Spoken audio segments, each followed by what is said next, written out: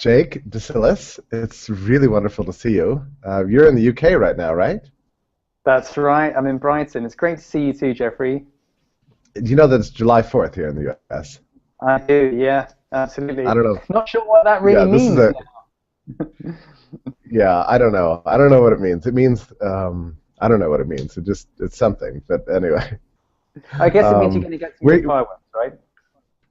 that's it. And it's a good excuse for a party. That's it. As long as you obey all the rules. So.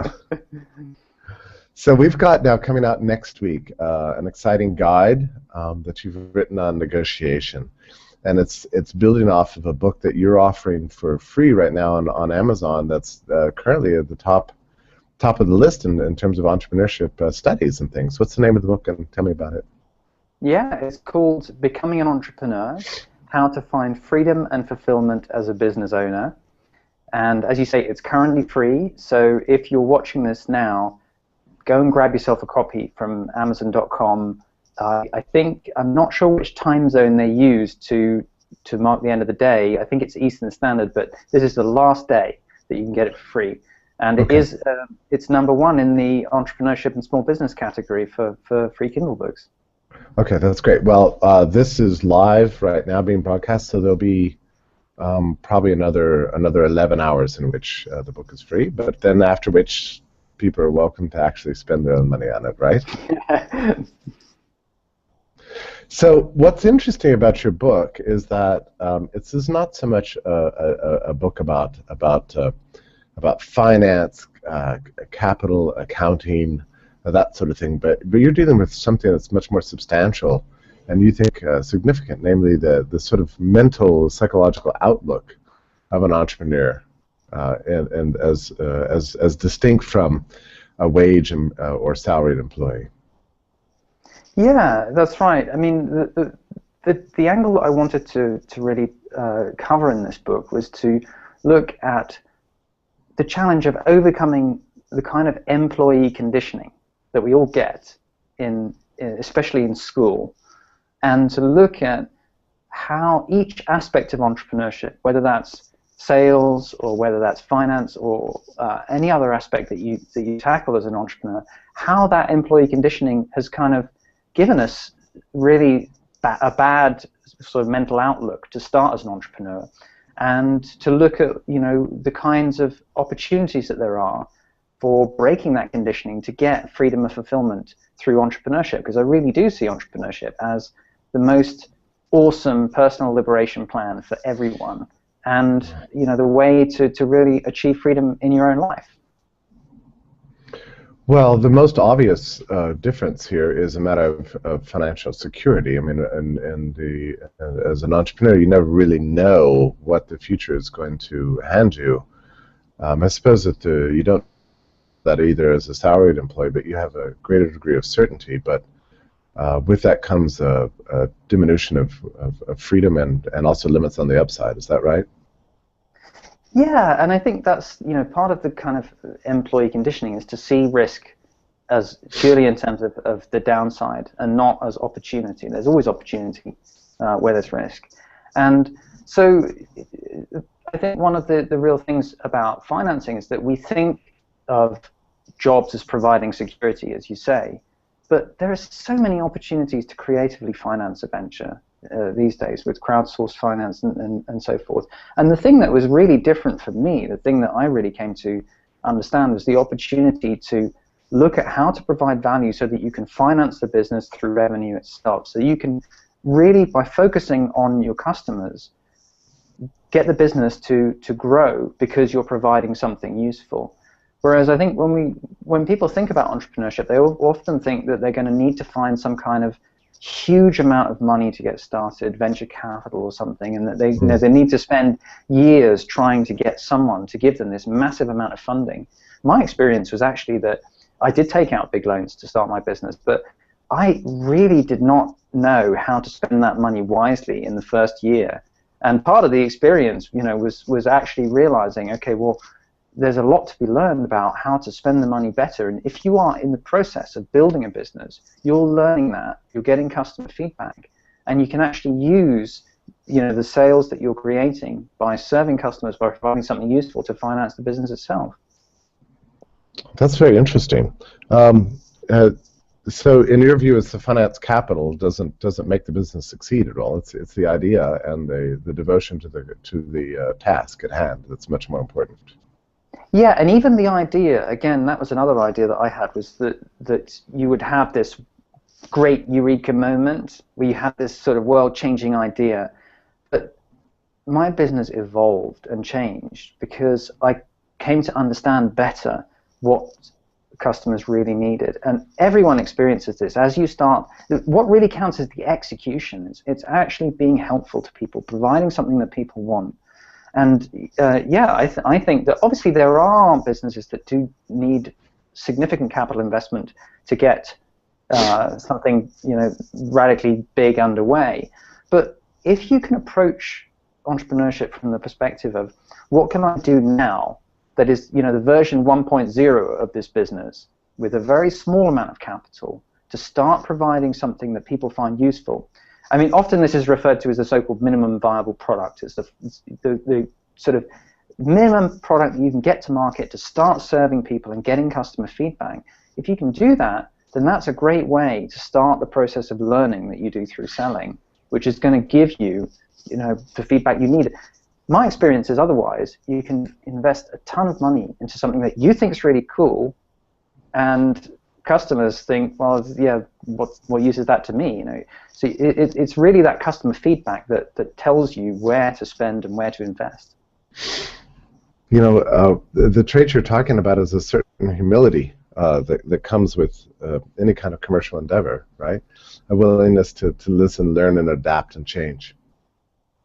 Yeah, absolutely. I mean, this is one thing that's incredible about entrepreneurship. It's not just an opportunity to gain more freedom in terms of being able to choose your own direction in life and so forth, but you learn a lot about humility through the process. Yeah. You really do. It's an amazing way to become a more well-rounded and understanding person, because there is no room for your ego to get in the way. For your ego, and for believing that you know the right way and that you've got all the answers. You believe that, you're probably going to fail, right?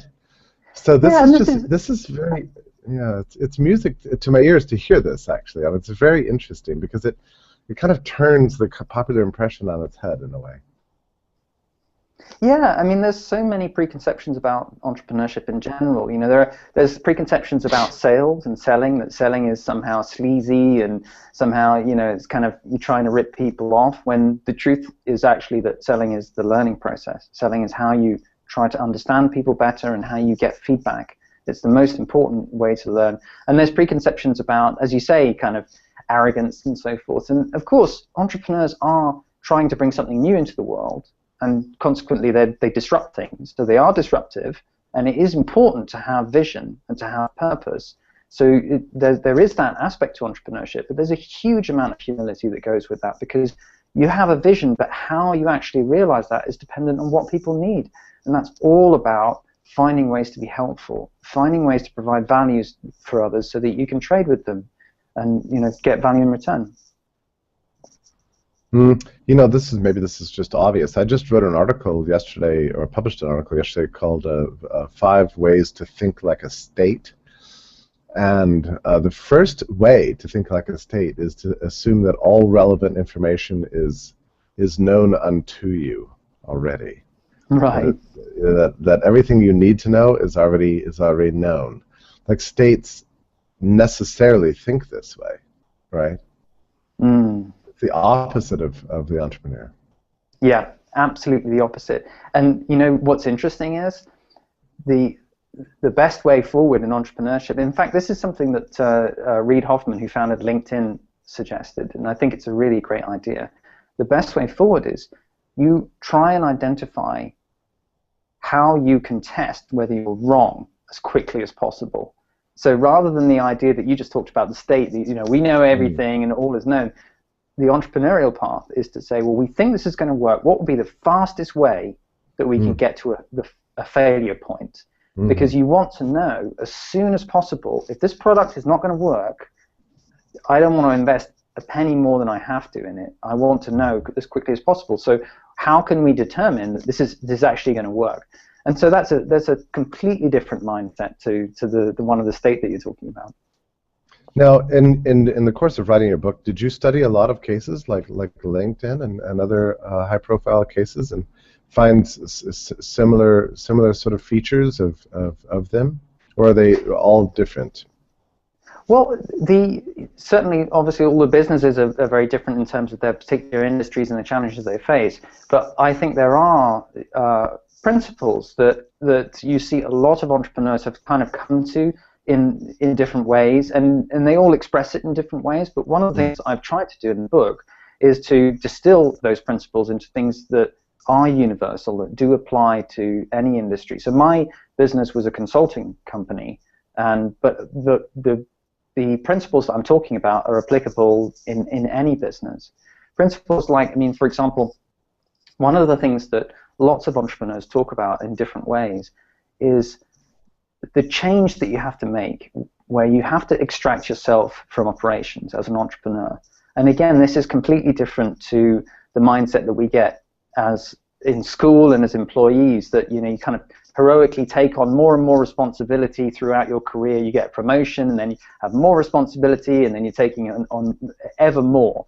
And in entrepreneurship, there's this switch that you have to make where actually your job is not to work in the business, but to work on the business. So you actually have to design the business, design the workflows, and then extract yourself. And the way that I describe it in my book, there's a chapter called Make Yourself Redundant. And that's really the idea, is that it's a totally different approach. You're looking at how you, as the entrepreneur, can create something that is able to run without you. And again, that's nothing like the kind of continual taking on responsibilities that you do in the sort of employee mindset. When we were talking earlier too, you mentioned something very interesting about the difference between the reality of entrepreneurship, and one difference is, and between the reality and the fable, is that in the fable, the entrepreneur is a kind of voracious predator, seeking to kill the competition, and having sort of an ambition that's radically negligent of human need. But in your description, you seem to suggest that it's actually the opposite, sort of a longing to cooperate and to be as valuable to other people as possible, and to learn from others. I mean, that is also a change, isn't it? Yeah, totally. I mean, I think that's another sort of cliche or false idea about entrepreneurship, because for me, all of the successful entrepreneurs have a really clear sense of purpose and an idea of what they're trying to achieve. And of course, there's nothing wrong with wanting to make your fortune. That's great. I think that's a great thing. But that is not an inspiring vision for anybody that works for you or your customers or anybody else.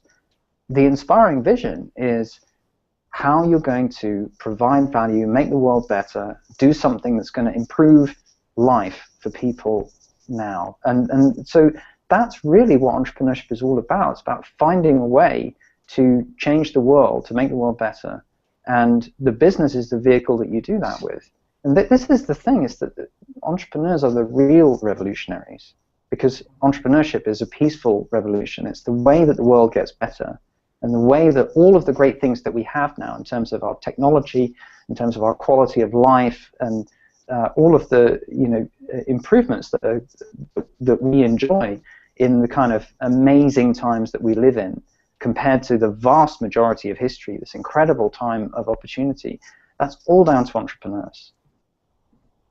What do you say to the people who would say, well, today regulations are so overweening, taxes are so much an imposition. It seems as if states are everywhere conspiring against genuine innovation. What's the point? Why should I go to all this effort? The barriers are actually just too large. Yeah, I think that is an attitude that a lot of people have, and I can totally understand it, because I also see all the news stories in my Facebook feed and hear about, you know, all of the bad things that are happening in terms of regulation and so forth. However, I think there's another side to that, which is that, yeah, there are lots of things holding you back, but at the same time, the kind of opportunity that we have now, even compared to a generation ago, it's just amazing what you can do as an entrepreneur. You know, we have tools for, I mean, basic things. Obviously, first of all, the internet is the most amazing opportunity, the ability to reach people in a way that just one generation ago never heard of. Then just things like the transparency that you can have in your business. It's so easy now to have real-time accounts and see exactly what's happening, really get a good understanding of what's going on in your operation. The kind of automation tools that we have to make all of your systems more and more efficient, more and more productive. And my thinking about it is that if you focus on the burden of regulation and so forth, and you let that stop you from going for it, then you've sort of lost without even trying. And I really think that it's a question of your own attitude, and that as well as the regulations and so forth, there are also fantastic things that make entrepreneurship much, much easier now than it ever was. And in fact, I'm also not 100% sure what to think about the level of control that we have now, because certainly historically, you know, I mean, it's much easier to be an entrepreneur now than it would have been, say, 300 years ago, 400 years ago, when you had all these guilds and weird stuff going on there. And even one of the books that I think you, Jeffrey, put out either through Laissez-Faire or perhaps through Liberty.me that I was reading, so either I think it's called The God in the Machine or something, by Isabel Patterson. Yeah. Isabel Patterson. Mm-hmm. Yeah, I think it was that book, but she was talking about going through France in the 1920s or 1930s, and she wanted to buy a car, I think. And she talks about these insane regulations that she had to get. It's just like the most ridiculous thing just to buy a car and move it through France. So, you know, I mean, every age has had their own problems, and I'm not even sure now that we can say we really have it tough compared to some entrepreneurs dealing with those kind of situations. I was amazed by that passage too, actually, and it goes on for pages, right? Yeah, it's hilarious and maddening and shocking.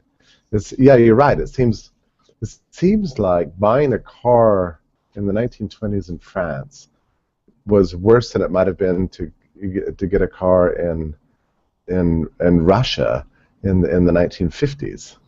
Yeah, it's an amazing story. Well, and it's nice too that you bring out the opportunities we have now too.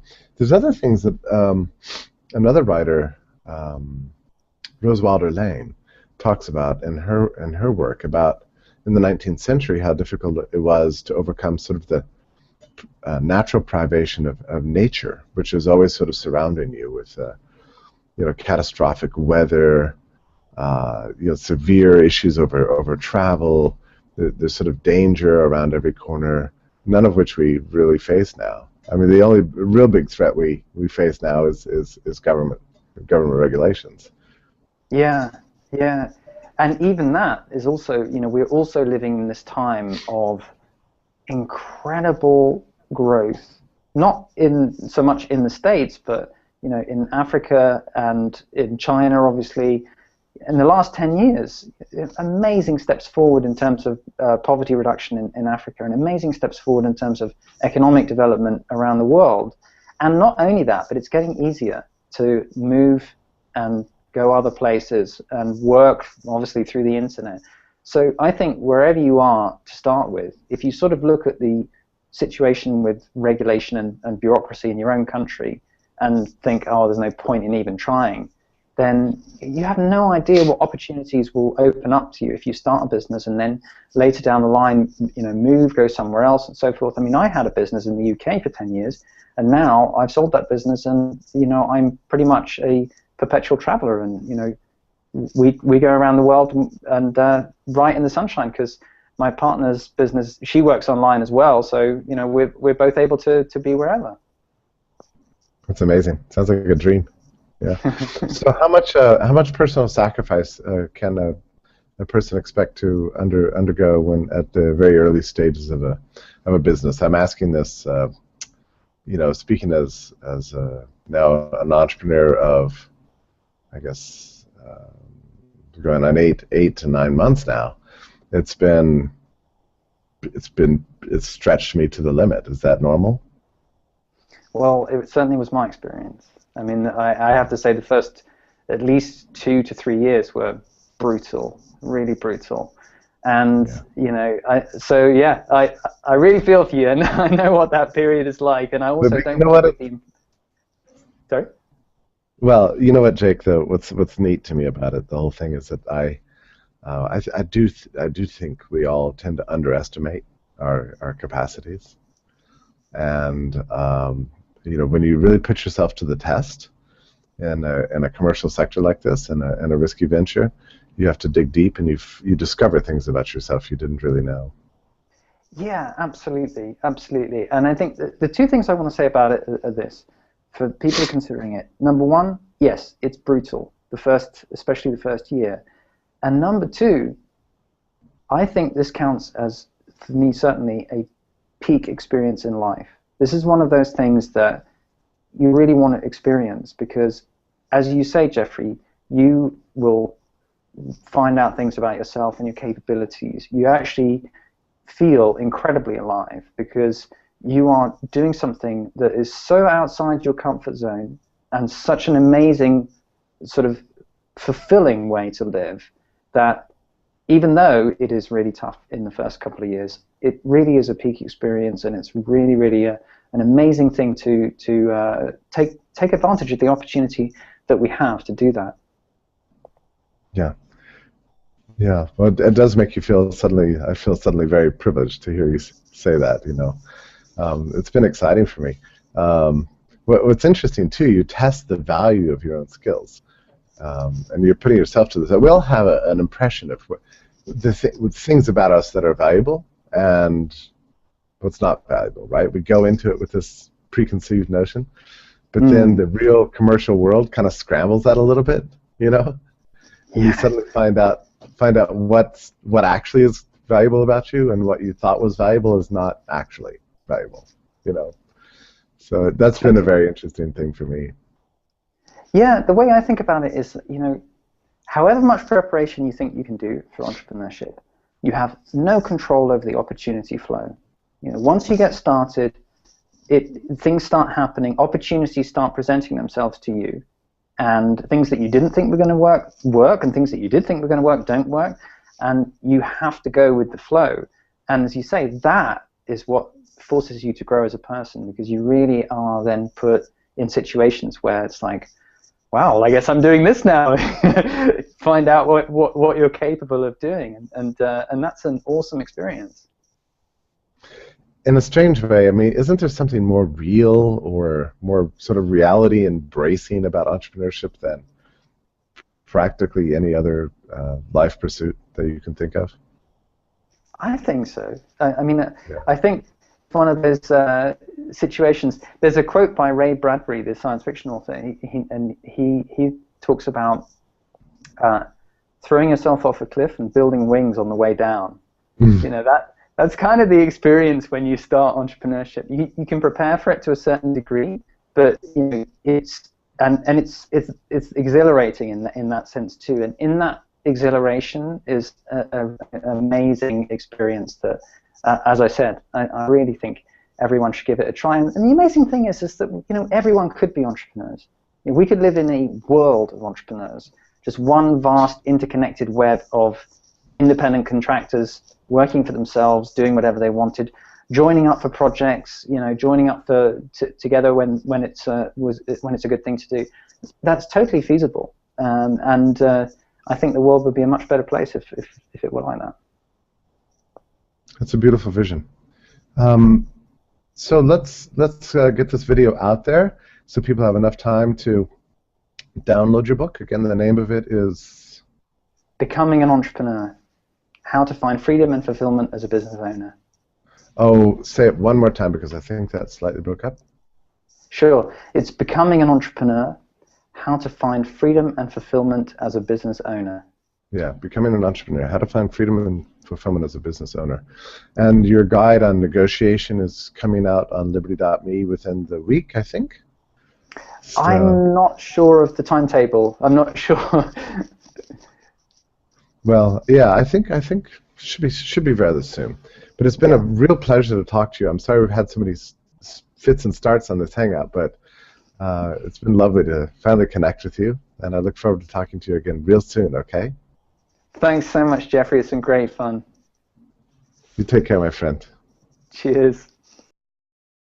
Yeah, that's right. I mean, the angle I wanted to really cover in this book was to look at the challenge of overcoming the kind of employee conditioning that we all get, especially in school, and to look at how each aspect of entrepreneurship, whether that's sales or whether that's finance or any other aspect that you tackle as an entrepreneur, how that employee conditioning has kind of given us really a bad sort of mental outlook to start as an entrepreneur, and to look at the kinds of opportunities that there are for breaking that conditioning to get free. Well, this is live right now being broadcast, so there'll be probably another 11 hours in which the book is free, but then after which people are welcome to actually spend their own money on it, right?